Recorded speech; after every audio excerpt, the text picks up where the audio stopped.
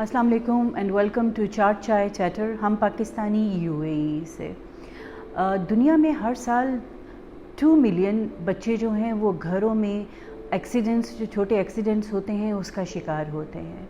और यूएई में भी तकरीबन जो है साल भर में 7,000 बच्चे ऐसे हैं जिनको जो है घरों में मुख्तलिफ़ किस्म के छोटे मोटे हादसे होते हैं, जिनकी वजह से वो एक्सीडेंट और इमरजेंसी में जो है हॉस्पिटल जाते हैं और माँ बाप उनको जो है वो लेके जाते हैं। बहुत सारे हादसे ऐसे होते हैं जो हम अवॉइड कर सकते हैं अगर हम जो है वो ख्याल करें, लेकिन बहरहाल ये हादसे फिर भी होते हैं। ये फ़िगर्स काफ़ी एस्टाउंडिंग हैं। आज हमारे साथ जो हैं वो अब्दुल रहमान हैं। वो 3 साल के थे जब जो है तेज़ाब को पानी समझकर उन्होंने अपने ऊपर उंडेल लिया, और उसके बाद जो किस्सा हुआ वो उनकी वालदा हमारे साथ हैं यहाँ पे इकरा। वो हमें बताएंगी कि इतने साल हो गए, आज वो 7 साल के हैं, क्या मुश्किलात हुई और जो है वो हम किस तरीके से इस तरह के जो हादसे होते हैं वो अवॉइड कर सकते हैं। इस वीडियो में हमारे साथ अब्दुल रहमान के डॉक्टर भी हैं जो कि एक हाई रेप्यूटेड प्लास्टिक सर्जन हैं।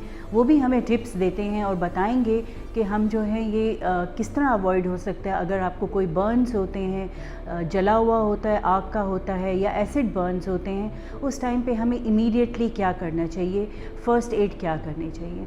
अभी हम इकरा से बात करेंगे और वो हमसे जो है वो हमें ये बताएंगी कि वो उस दिन हुआ क्या और उसके बाद उन्होंने क्या क्या किया। अस्सलाम वालेकुम इकरा, कैसी हैं आप? मैं ठीक हूँ अल्हम्दुलिल्लाह। अच्छा, अब आपका बेटा जो है हमने देखा वो काफ़ी तकलीफ़ में है, उसको काफ़ी जो है वो मुश्किल है क्योंकि उसकी राइट साइड जल गई।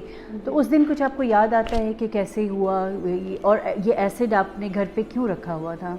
मैम, मैं तो वो दिन भूल ही नहीं सकती अपनी पूरी ज़िंदगी में कि वो दिन आप अब 7 साल हो गए, लेकिन अभी भी मैं सुबह शाम मुझे वही चीज़ याद आती है कि कैसे वो गया था पीछे, कैसे सब कुछ हुआ था।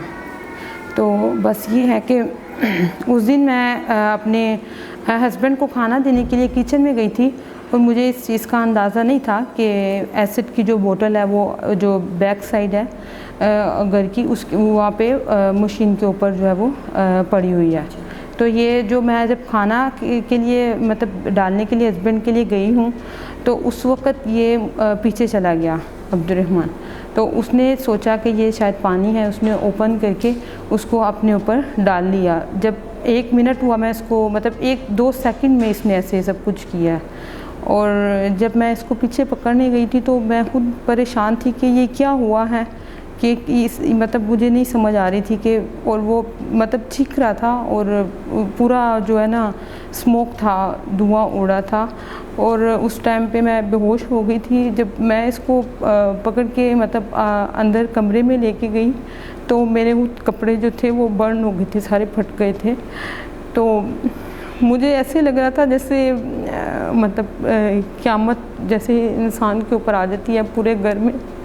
मैंने हैंडल को टच किया, उसका कलर रिमूव हो गया, मतलब डोर के हैंडल को टच किया, उसका कलर रिमूव हो गया। I can never forget all my life. कोई बात नहीं, वो जो है हादसा है, अल्लाह का शुक्र है आपका बच्चा सलामत है अल्हम्दुलिल्लाह। उसके बाद जो है आप लोग इमरजेंसी में लेके गए बच्चे को? उसके बाद इसके ऊपर दूध वगैरह डाला था, दूध जितना भी था हमारे घर में सब डाल दिया था, लेकिन एसिड बहुत ज़्यादा इसने अपने ऊपर गिरा लिया था। तो इसलिए मतलब बहुत वो जो फिर एम्बुलेंस में इसको हॉस्पिटल लतीफ़ा हॉस्पिटल लेके गए, वहाँ पर उन्होंने 7 दिन इसको आईसीयू में रखा। फिर उसके बाद इसकी बहुत ज़्यादा सर्जरीज़ हुई थी। तो उसके बाद इस मतलब जो डॉक्टर मोहन है, बहुत अच्छे डॉक्टर हैं, सर्जन हैं, तो बहुत इनका मैंने यूट्यूब मतलब सुना है, तो इसलिए मैं इनके पास गई और इन्होंने बहुत अच्छा ट्रीटमेंट भी किया है, कर रहे हैं अभी तक। अच्छा, ये कौन से साल की बात है? 3 साल का था आपका बच्चा, कौन से साल की बात है? 2017 और ये 7 मई की बात है। दोपहर का टाइम था, 2:30 का टाइम था कुछ जब ये हादसा हुआ। अच्छा, तो उसके बाद से जो है वो आईसीयू में से आ गया और 3rd डिग्री बर्न्स हुए। 3rd डिग्री बर्न्स का मतलब है कि आपके सारे स्किन के लेयर्स जो हैं वो जल जाते हैं और आपकी स्किन जो है वो रीग्रो नहीं करती, रीप्रोड्यूस नहीं करती। और उसके लिए आपको डॉक्टर ने बताया कि जो है वो क्या करेंगे ताकि दोबारा से जो है वो थोड़ा सा नॉर्मल की तरफ हो सके बच्चा। उसके बाद डॉक्टर ने इसको यही बताया था कि इसकी स्किन की लेयर एक तरफ से उतार के नॉर्मल स्किन की लेयर उसके जो बर्न है स्किन मतलब उसके ऊपर लगाएंगे, क्योंकि इसकी स्किन टोटल बर्न हो चुकी थी।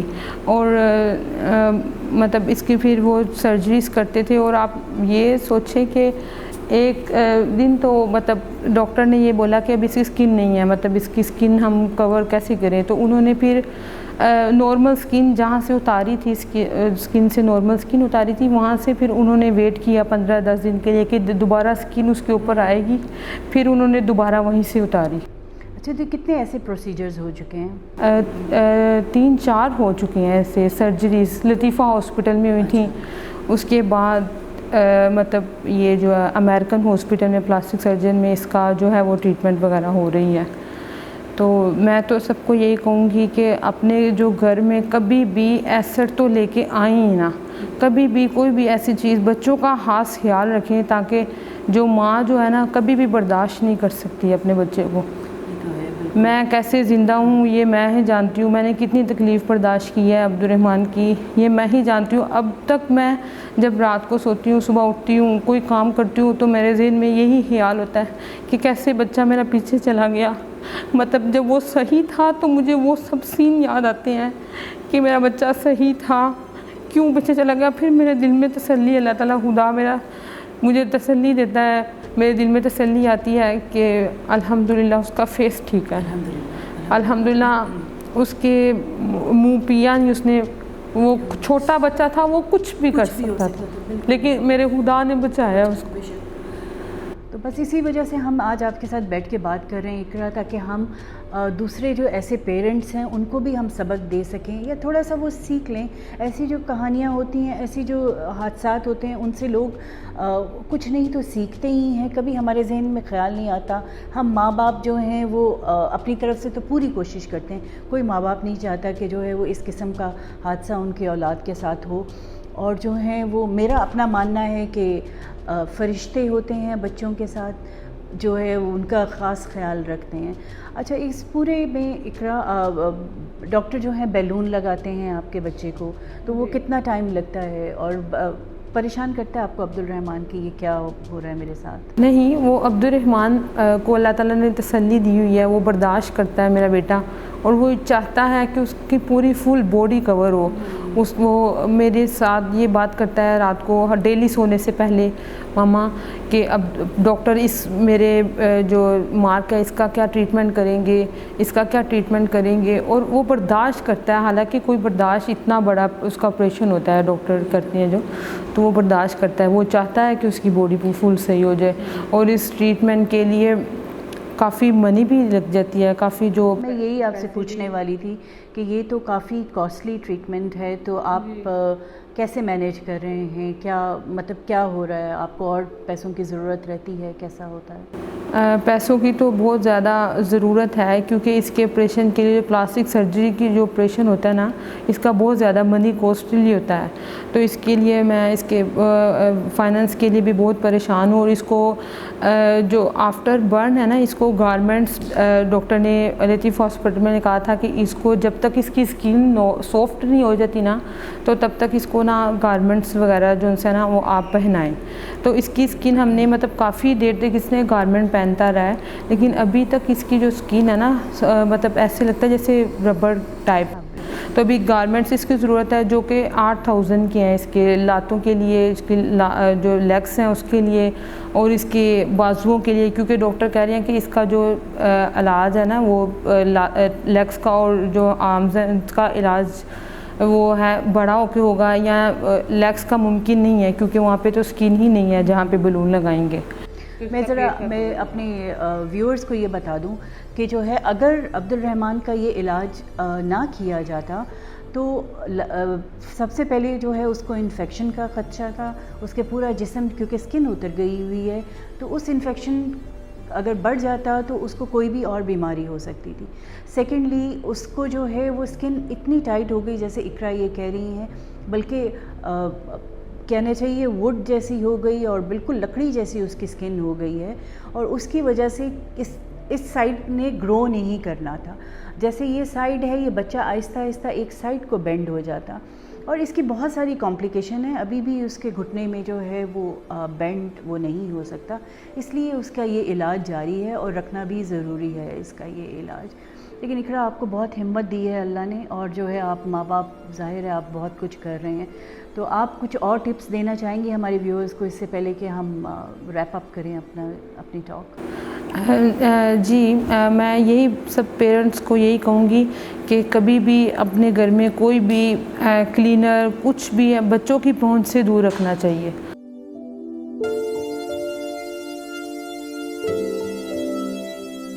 This boy Abdul Rahman, I saw him in 2018, and at that time he was 4 years old. And the problem was because he got burnt accidentally by strong acid. According to the mother, the acid was kept in the toilet, and the kid went there thinking to have a shower by himself, and he poured the acid on his body. So this happened in 2017 when he was 3 years old. तो acid डालेगा तो एकदम से जलेगा, चीखें। तो उसकी माँ जो है वो किचन में थी, तो बच्चे का चीखना और रोना सुन के वो भागे भागे आई, and she was actually at a loss कि किया क्या जाए। तो उसने इमीडिएटली फर्स्ट एड नहीं किया। First aid should be immediately you should pour water. और हाँ, और बच्चा है बाथरूम में तो बहुत आसान होता। तो अक्सर क्या होता है कि लोग डर जाते हैं कि क्या करें, तो वैल्यूबल सेकंड्स आर लॉस्ट। इसमें क्या है कि डॉक्टर को फ़ोन करना, किसी और को फ़ोन करना, हॉस्पिटल ले जाना, ये सब बाद की बातें हैं। इमीडिएट विद इन सेकेंड्स आपको एसिड को जो है डाइल्यूट करना है, या एसिड बर्न हो या फायर बर्न हो, कुछ भी हो, water, pour water on that area. अगर थर्मल बर्न है ड्यू टू फ्लेम तो आप आग बुझा दीजिए, पानी से बुझाएं तो बेहतर है। Only exception is electrical. When the person is getting shock, of course you do not, you first get him out of the electrical and then you cool it, but even then you cool it with water, because मकसद इसका ये है कि जो heat है उसको निकालना है ताकि हीट स्किन को डैमेज ना करे, क्योंकि ऊपर की सतह से जा रहा है और अगर आप कूल नहीं करेंगे तो ये हीट अंदर जाएगा एंड और भी और लेयर्स उसके बर्न होते जाएंगे या हीट डैमेज होता जाएगा। तो कूलिंग बहुत ज़रूरी है। और एसिड का भी वही हिसाब है, एसिड पेनिट्रेट्स और स्ट्रॉन्ग एसिड है तो इसको आप डाइल्यूट करेंगे तो डैमेज कम होगा। लेकिन एसिड में क्या है कि आपको पानी बहुत डालना चाहिए, कम से कम 5-10 मिनट। हाँ, skin burn almost like melting you can say. तो इससे काफ़ी डीप डैमेज हो जाता है। फिर इस बच्चे को इमरजेंसी में ले गए, वहाँ पे उसके ड्रेसिंग्स हुए, इलाज हुआ, फिर उसके बाद स्किन ग्राफ्टिंग हुआ।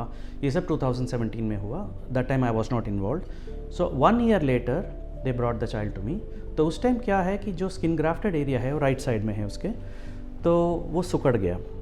तो अक्सर क्या होता है कि स्किन ग्राफ्टिंग इमरजेंसी ट्रीटमेंट के लिए ठीक है, लेकिन बढ़ते बच्चों में स्किन ग्राफ्ट जो है उम्र के साथ बढ़ता नहीं है, बल्कि बच्चों में क्या होता है कि ग्राफ्ट सिकुड़ जाता है। तो जब ग्राफ्ट सिकुड़ता है तो वहाँ पे एकदम खिंच पड़ती है। तो इस खिंचाव के कारण जो है बच्चे की ग्रोथ पे असर पड़ता है, मूवमेंट पे असर पड़ता है और उसको खारिश होती है। सबसे परेशान करने वाली बात यह है कि खारिश, बहुत सीवियर खारिश होती है इसमें। तो इसके इलाज के लिए शुरू में हम लोग क्या करते हैं कि जब कंट्रैक्चर और स्कार बहुत टाइट है तो स्टीरॉयड यूज़ करते हैं, स्टीरॉयड इंजेक्शंस। और चूँकि बच्चा है इसको अंडर एनेस्थीसिया दिया मैंने, तो स्टीरॉयड इंजेक्शन देने पर ये स्कार थोड़े से रिलैक्स हो जाते हैं, खारिश कम हो जाती है, तो लिविंग बिकम्स बिट ईजियर। ये शॉर्ट टर्म के लिए है। और हम कंप्रेशन गारमेंट्स यूज़ करते हैं, स्पेशली मेड गारमेंट्स, वो भी इसके लिए बनवाए थे। तो वो गारमेंट यूज़ करना है और एक बार हमने स्टेरॉयड इंजेक्शंस दिया, लेकिन ये फाइनल ट्रीटमेंट नहीं होता है। The proper treatment is to bring normal skin. तो इस बच्चे में नॉर्मल स्किन खाली लेफ़्ट साइड में है, लाइक कि पेट के लेफ़्ट साइड में नॉर्मल स्किन है, वहाँ जलन नहीं हुआ। पेट के राइट साइड में स्कार है। तो अब मैंने क्या किया कि टिश्यू एक्सपेंशन प्रोसेस यूज़ किया। टिश्यू एक्सपेंशन में एक बलून होता है, सिलिकॉन का बलून होता है, तो उसको हमने लेफ़्ट साइड में इंसर्ट कर दिया। लेफ़्ट साइड में इंसर्ट करके उसको फुलाते हैं सलाइन वाटर से। हर हफ्ते फुलाना पड़ता है, जैसे हर हफ्ते आपने 20, 30, 40 ml जो है इंजेक्ट कर दिया, तो धीरे धीरे 3 महीने के अरसे में ये बलून फूल जाएगा और उसके बाद 1 महीने का होल्डिंग पीरियड होता है। तो तकरीबन 4 महीने के बाद इसको हम आगे ले जा सकते हैं, खींच के ले जा सकते हैं। पेनफुल नहीं है, जब हम इंजेक्शन देते हैं तो वो इंजेक्शन का पेन तो होगा, उसके लिए भी हम क्रीम वगैरह लगा देते हैं बच्चे के लिए, तो it's usually not too bad.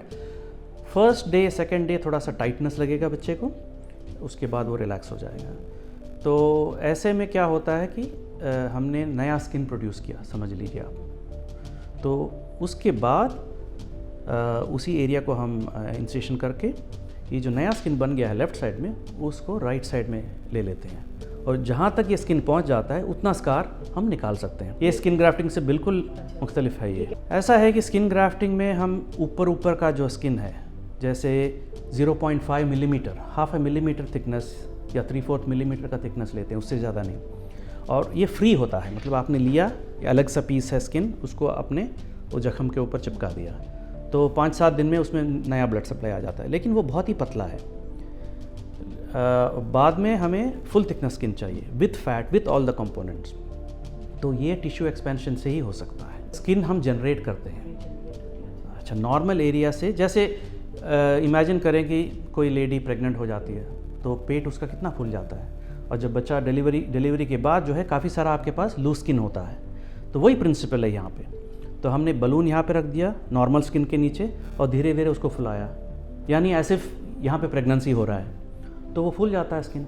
उसके बाद बलून को आप निकाल दें तो आपके पास एक्स्ट्रा स्किन है, तो उसको आप जहाँ चाहिए आप वहाँ खींच लीजिए। देखिए हर एक स्टेज में 4 महीने लग जाते हैं बलून फुलाने और स्किन को आगे करने में। और चूँकि इसके राइट हाफ पेट का और पेट और हिप और बैक पूरा राइट साइड का जो है वो जला हुआ है और वहाँ पे टाइट स्किन ग्राफ्ट है। तो left side of the abdomen, पेट के लेफ़्ट साइड से हमें स्किन खींच के राइट साइड ले जाना है और उसके बाद उसको और भी खींच के पीछे की ओर ले जाना है। तो इसमें कम से कम आप समझ लीजिए कि 3 बार करना पड़ेगा हमें कम से कम। तो हर एक बार 4 महीने, तो 1-1.5 साल हो गया, इसमें ज़्यादा भी हो सकता है। तो ये जो टाइट एरिया है ना, ये ग्रो नहीं करता है। Skin graft does not grow with age. और स्किन ग्राफ्ट के नीचे एसिड बर्न में बहुत ही स्कारिंग होता है compare to fire burns. Acid burns go deeper और उनकी जो स्कारिंग है वो बहुत ज़्यादा है। तो ये पूरा जो साइड है राइट साइड का, ये एकदम टाइट है ऐसे। तो इससे क्या होता है कि बच्चे के स्पाइन में, रीढ़ की हड्डी में कर्वेचर आ सकता है और बच्चा जो है सीधा चलने के बजाय ऐसे टेढ़ा चलेगा और उसके हिप जॉइंट पे असर पड़ सकता है, मूवमेंट पे असर पड़ सकता है। तो बेसिकली कहने का ये मतलब ये है कि छोटे बच्चों में जब कंट्रैक्चर्स होते हैं तो वो ग्रोथ पे असर पड़ता है, जॉइंट्स पे असर पड़ता है, उसका मोबिलिटी पे असर पड़ता है। तो इसलिए हमें इनको रिलीज़ करके फिर से अगर स्किन ग्राफ्टिंग करेंगे तो फ़ायदा नहीं है। एक तो दूसरी जगह से हमें स्किन लेना पड़ेगा और ऑलरेडी ले चुके हैं तो ग्राफ्ट डोनर एरियाज़ कम हैं इसके पास। लेकिन अगर टिश्यू एक्सपेंशन करके हम नया स्किन प्रोड्यूस कर सकते हैं और ये स्किन फुल क्वालिटी का होगा, फुल थिकनेस का होगा। लेकिन ये प्रोसेस स्लो है और थोड़ा एक्सपेंसिव भी है, क्योंकि वो 3-4 ऑपरेशंस लगते हैं, बलून का खर्चा होता है, बहुत सारे विजिट्स लगते हैं। तो इसमें थोड़े से जो है पेरेंट्स थक जाते हैं कि भाई कितनी बार हम करवाएं, और थोड़ा सा डर भी रहता है, खौफ रहता है। और हर एक स्टेज में थोड़े से रिस्क होता है इन्फेक्शन का। और जैसे अगर हम बलून फुलाते हैं तो स्किन जो इंसिशन है वो अगर खुल जाए, ये भी रिस्क रहता है। लेकिन जनरली अगर एक्सपीरियंस टीम है और हम तरीके से करते हैं तो we are getting good success. पहले तो इससे पहले हमें प्रिवेंशन की बात करनी चाहिए, क्योंकि एसिड घर में रखने वाली चीज़ नहीं है। Acid is industrial. तो एसिड पे रोकथाम होनी चाहिए, एसिड के सेल पे। और कई सारे कंट्रीज़ में, especially India, even Pakistan, even in UAE, I am surprise people are able to get acid from hardware stores. तो ये बंद होना चाहिए। ये तो legal and police and municipal authorities they have to impose कि acid should only be sold and bought for people who need to use acid. वो usually industrial होता है या केमिकल। तो हाउस होल्ड में लोग क्या करते हैं, एसिड खरीदते हैं टॉयलेट क्लीनिंग के लिए। अब टॉयलेट क्लीनिंग के लिए बहुत सारी अच्छी चीज़ें मिलती हैं, आप हार्पिक यूज़ कर लो, why should you use acid. So acid should not be there in the house. अगर आपने रखा किसी वजह से ऐसे strong chemicals, they should be under lock and key. और ऊपर नहीं रखना चाहिए, ऑलवेज नीचे रखें, अंडर लॉक एंड की रखें एंड बी अवेयर। और बच्चों को उसके पास कभी भी जाना नहीं चाहिए। और बाथरूम वाली जगह में तो रखना ही नहीं चाहिए। अच्छा, ये तो पहली बात। दूसरी बात, अगर ऐसा कोई हादसा हो गया तो immediately wash with water, wash with copious amounts of water, मतलब उसके ऊपर पानी आप डालते जाएं 5-10 मिनट तक, ताकि कोई भी उसका एसिड का थोड़ा भी उसमें बाकी ट्रेस ना रहे। और लोग बर्न एरिया में के ऊपर पानी डालने से कतराते हैं। पानी से कभी कोई नुकसान नहीं हुआ है, या एसिड बर्न हो, अल्कली बर्न हो, केमिकल बर्न हो, या फिर फायर बर्न हो, या हॉट वाटर, हॉट कॉफ़ी, कुछ भी हो, बर्न ड्यू टू एनीथिंग, पानी ने कभी इसको नहीं बिगाड़ा है। तो आप पानी डालें, बेखौफ डालें और उसको कूल करें, तो ये बहुत ज़रूरी है।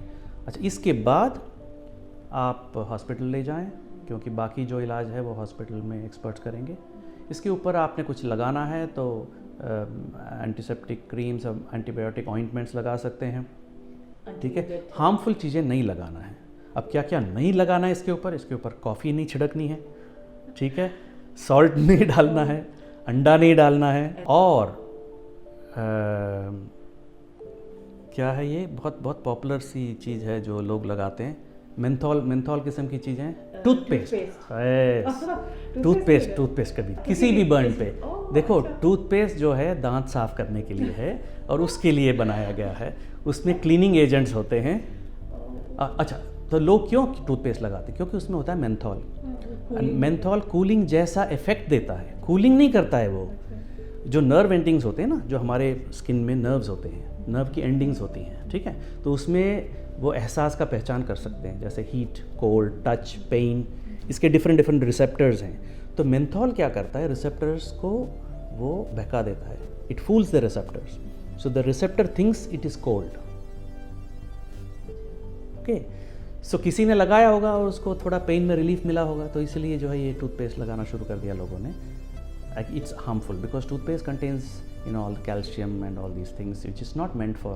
एक बार आपने कूलिंग कर दिया, उसके बाद आप जो है the patient will be in pain, तो आप ऐसे करें, कोल्ड बैग्स, जैसे फ्रोज़न पीस हैं, मोस्टली घरों में होता है, फ्रीज़र में कुछ ना कुछ तो होता है, फ्रोज़न पीस हुआ, कुछ भी हुआ, उसको रैप करें प्लास्टिक बैग में और उसको उसके सेक करें ड्यूरिंग द ट्रांसपोर्ट। जब आप हॉस्पिटल ले जा रहे हैं तो पेन रिलीफ बहुत होता है इससे।